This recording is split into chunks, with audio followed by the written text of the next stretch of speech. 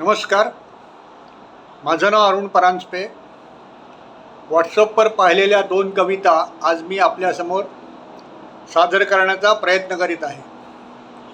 पहिली कविता ही विंदा करंदीकर यांची आहे. ही कविता अत्यंत छान आणि वाचायलाही छान आणि ऐकायलाही छान अशी आहे. ह्याचा मोठा आशय काय सांगण्याची आवश्यकता नाही आहे. कवितेला मी आता सुरुवात करीत आहे. कवितेचं शीर्षक आहे देणाऱ्याने देत जावे, घेणाऱ्याने घेत जावे. कवितेचं शीर्षक आहे देणाऱ्याने देत जावे, घेणाऱ्याने घेत जावे. आता मी कवितेला सुरुवात करीत आहे. देणाऱ्याने देत जावे, घेणाऱ्याने घेत जावे. घेता घेता एक दिवस देणाऱ्याचे हात घ्यावे. हिरव्या पिवळ्या माळावरून हिरवी पिवळी शाल घ्यावी. सह्याद्रीच्या कड्यावरून छातीसाठी ढाल घ्यावी. सह्याद्रीच्या कड्यावरून छातीसाठी ढाल घ्यावी. वेड्या पिशा ढगांकडून वेडे पिसे आकार घ्यावे. रक्तामधल्या प्रश्नांसाठी पृथ्वीकडून होकार घ्यावे. रक्तामधल्या प्रश्नांसाठी पृथ्वीकडून होकार घ्यावे. तिसरं कडवं आहे. उसळलेल्या दर्याकडून पिसाळलेली आयाळ घ्यावी. उसळलेल्या दर्याकडून पिसाळलेली आयाळ घ्यावी. पंढरपूरच्या वारकऱ्याकडून तुकोबाची माळ घ्यावी. पंढरपूरच्या वारकऱ्याकडून तुकोबाची माळ घ्यावी. देणाऱ्याने देत जावे, घेणाऱ्याने घेत जावे. घेता घेता एक दिवस देणाऱ्याचे हात घ्यावे. ही कविता इथेच संपते.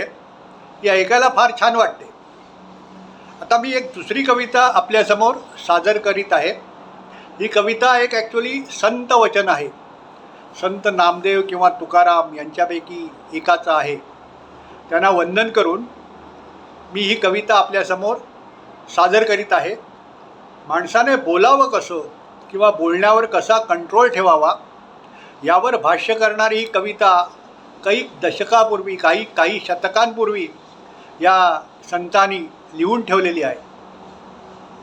बोलावं कसं कवितेचं शीर्षक आहे बोलावं कसं. आता मी कवितेला सुरुवात करीत आहे. घासावा शब्द तासावा शब्द बोलण्यापूर्वी. घासावा शब्द तासावा शब्द तोलावा शब्द बोलण्यापूर्वी. शब्द हीच कातर, शब्द हाच सुई दोरा. बेतावेत शब्द शास्त्राधारे. बेतावेत शब्द शास्त्राधारे. बोलावे मोजके बोलावे नेमके. बोलावे नेमके. ठेवावे भान देश काळ पात्राचे.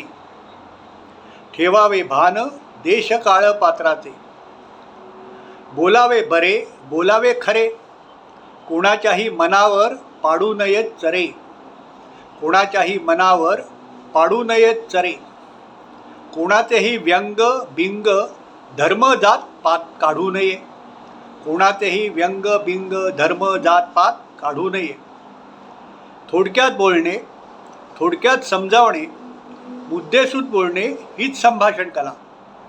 थोडक्यात बोलणे, थोडक्यात समजावणे, मुद्देसूद बोलणे हीच संभाषण कला. शब्दांमुळे दंगल, शब्दांमुळे मंगल. शब्दांचे हे सामर्थ्य लक्षात ठेवावे. ही फार महत्त्वाची गोष्ट त्याने सांगितली आहे. शब्दांमुळे दंगल, शब्दांमुळे मंगल. शब्दांचे हे सामर्थ्य लक्षात ठेवावे. जिभेवरी ताबा सर्व सुखदाता. जिभेवरी ताबा सर्व सुखदाता. पाणीवाणी नासू नये. ही कविता इथेच संपते. यामध्ये याप्रमाणे संतांनी आपण कसं बोलावं हे सांगितलेलं आहे. ते जर आपण आचरणात आणलं तर आपलं आयुष्य फार सुखाने जाईल. आता ह्या कविता, दोन्ही कविता जर आपल्याला आवडल्या तर आपण आपल्या मित्रपरिवाराला पाठवा, आपल्या ग्रुपवर फॉरवर्ड करा. धन्यवाद.